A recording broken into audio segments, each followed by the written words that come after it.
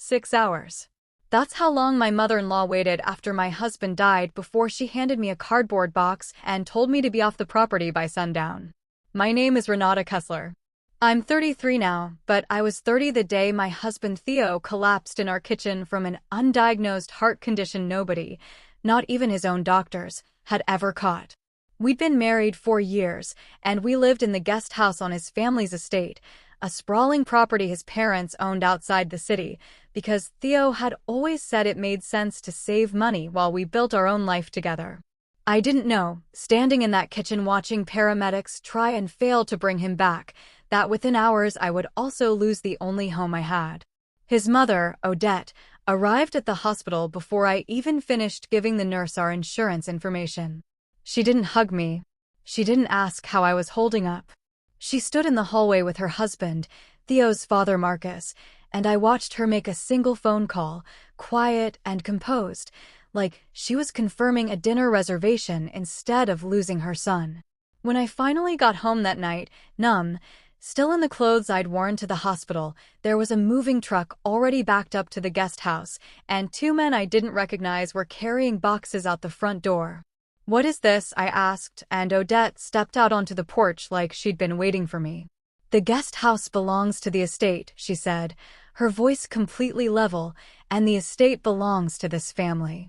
You were married to my son, not to this land. I think it's best you find somewhere else to be, starting tonight." I remember standing in the driveway, holding the same purse I'd carried to the emergency room, asking her if I could at least stay until after the funeral. She looked at me the way you'd look at a stranger asking for spare change, and said, "Theo always said you'd land on your feet." I suppose we'll find out.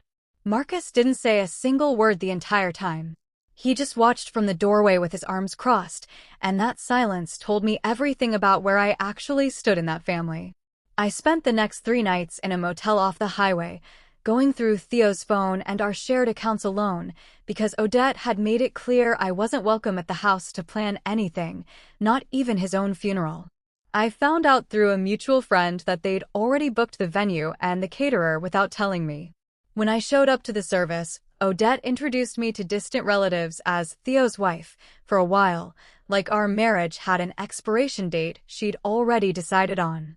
I sat in the second row, not the first, because Odette had told the funeral director the front row was for immediate family only. I didn't cause a scene. I didn't correct her in front of a room full of people grieving a man I loved more than anyone in that building did. I sat there and let it happen, because some small part of me still believed grief might soften them eventually, that this cruelty was just shock wearing a familiar mask. I was wrong, and it would take me almost a year to fully understand how wrong. Theo and I had never formally discussed a will when we first got married. We were young, we thought we had decades ahead of us, and death felt like something that happened to other people's families.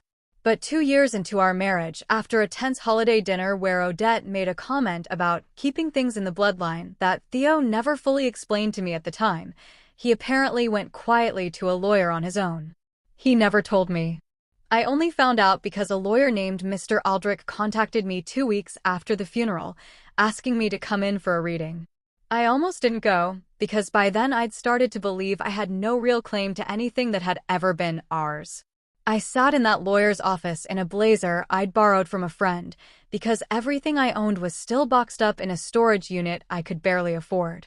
Odette and Marcus were already there, sitting stiff and composed, clearly expecting a quick formality before moving on with their lives. What none of us knew, what Theo had arranged privately 2 years earlier without telling a single member of his family, was that he'd inherited a private trust from his grandfather, separate entirely from the family estate, structured specifically so his parents would have no legal claim to it regardless of circumstance.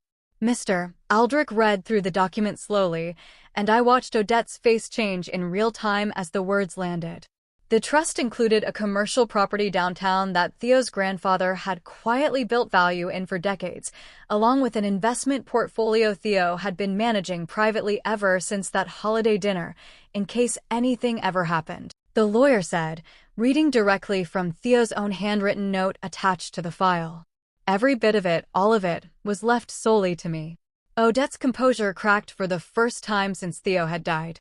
"That's not possible," she said, her voice rising in a way I'd genuinely never heard from her before. "That property was always meant to stay in the family line.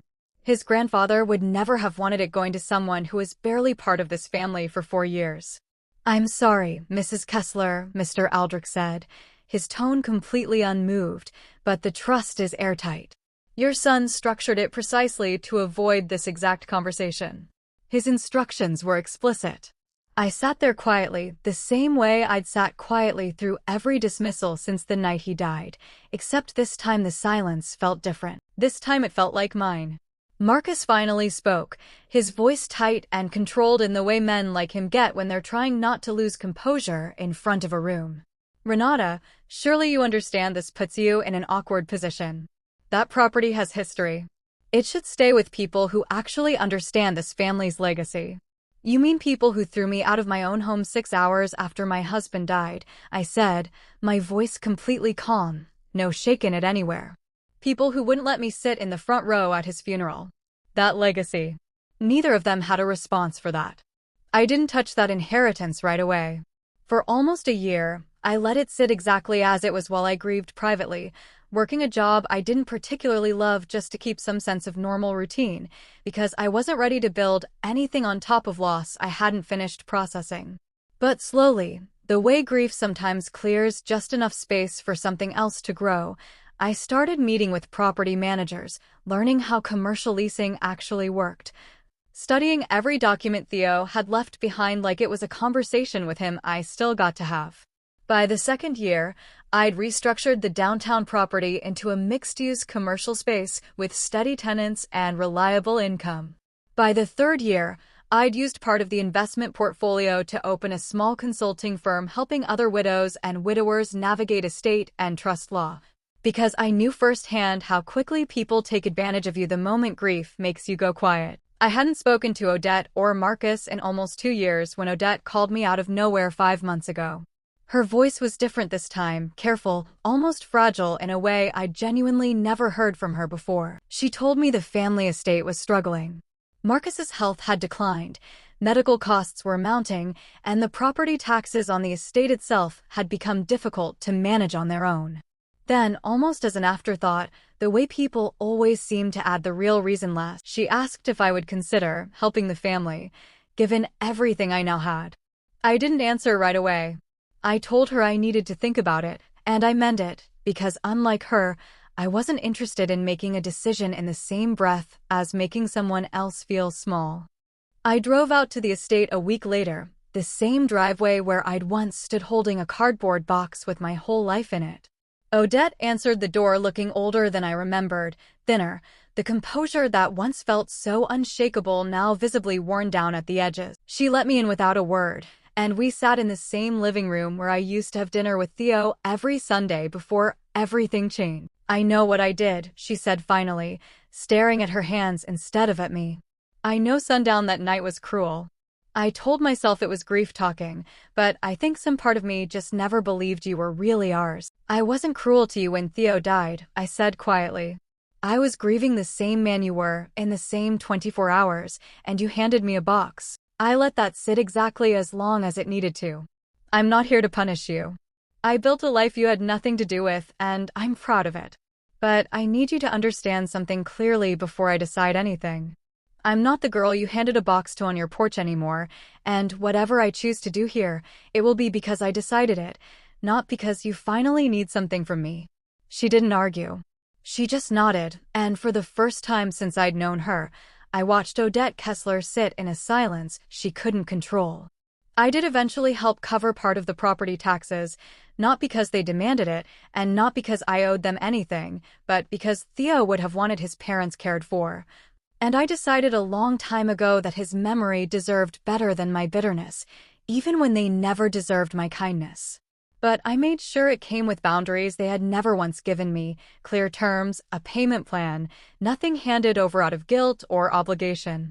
I still visit the property downtown sometimes, just to stand in the space Theo quietly built for me without ever once mentioning it while he was alive, and I think about how he must have known, somewhere deep down, exactly what his family was capable of, and made sure I'd never have to depend on their mercy to survive it.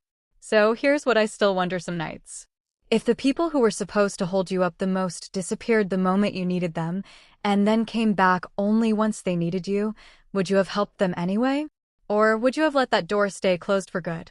Tell me honestly in the comments, because I still don't know if I made the right choice. And if this story moved something in you, hit subscribe, because there's more of these stories waiting to be told.